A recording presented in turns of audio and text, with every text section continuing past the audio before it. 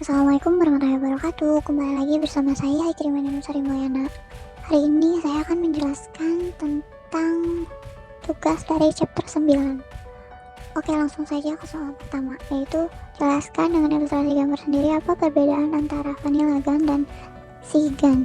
Vanilla gun adalah tipe gun yang paling sederhana.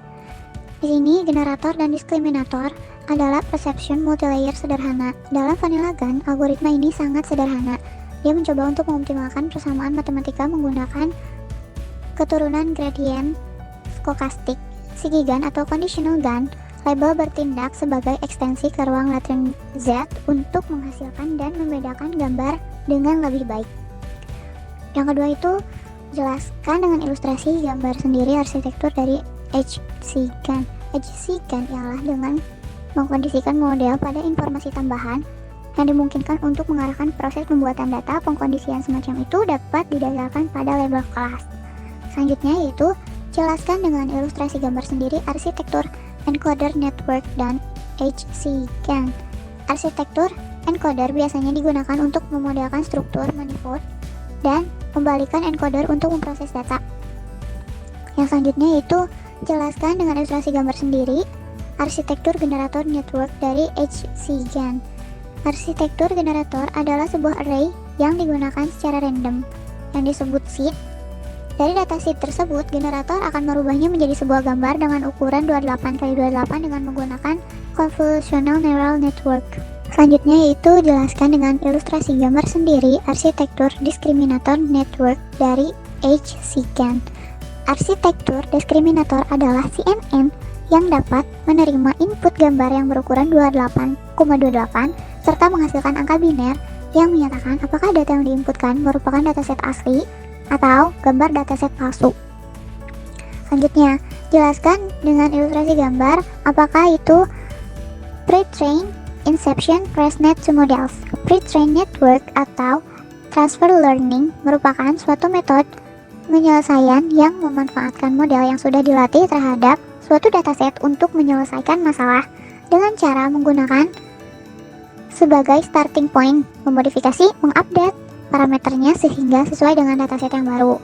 Selanjutnya yaitu jelaskan dengan ilustrasi gambar sendiri arsitektur face recognition network HCGAN. Face recognition merupakan salah satu sistem yang mengimplementasi deep learning yang dapat menggali wajah secara fisik dari gambar digital atau frame atau video frame. Sebutkan dan jelaskan serta disertai contoh-contoh tahapan dari HCGAN. Pada dari HCGAN ini terdapat dua tahapan dengan generator dan diskriminator, di mana untuk tahap generator membutuhkan vektor laten 100 serta menghasilkan gambar yang realistis dari dimensinya. Sedangkan tahap diskriminator itu tahap di mana memprediksi gambar yang diberikan nyata dan palsu.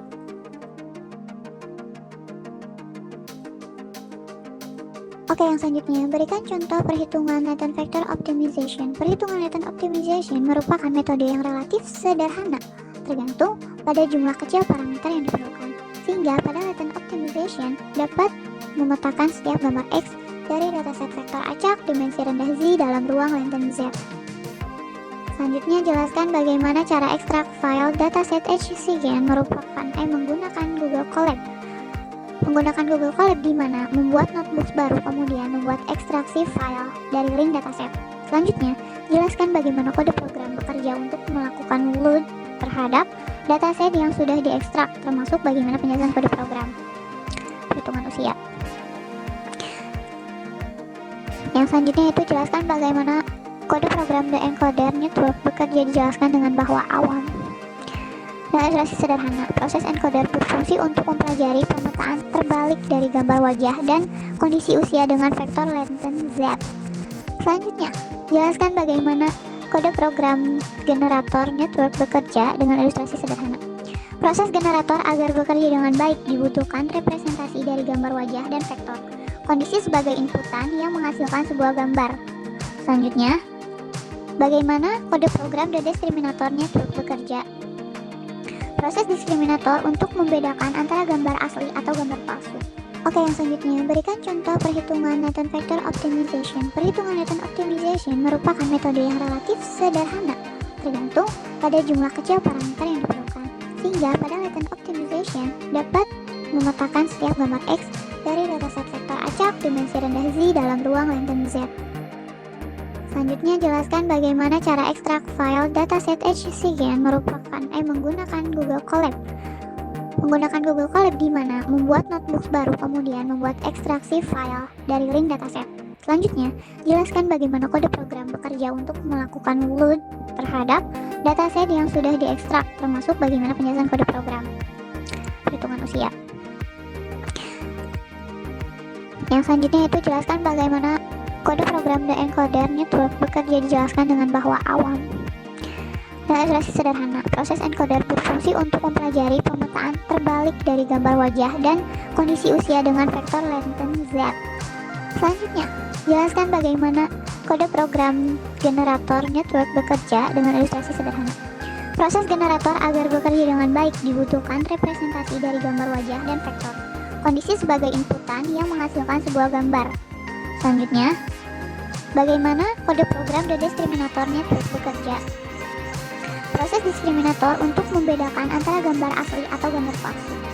Yang selanjutnya itu jelaskan bagaimana kode program training SIGEM bekerja, dijelaskan dengan bahwa alam dengan ilustrasi sederhana. Proses training SIGEM ini dengan wordfile.map pada dataset lalu epoch sebanyak 500 kali. Lalu jelaskan bagaimana kode program initial dan latent vector approximation bekerja, dijelaskan dengan bahwa awam dengan ilustrasi sederhana. Initial dan latent vector approximation bekerja melakukan prediksi epoch yang telah dibuat sebanyak 500 kali dan nanti hasilnya ada di folder result.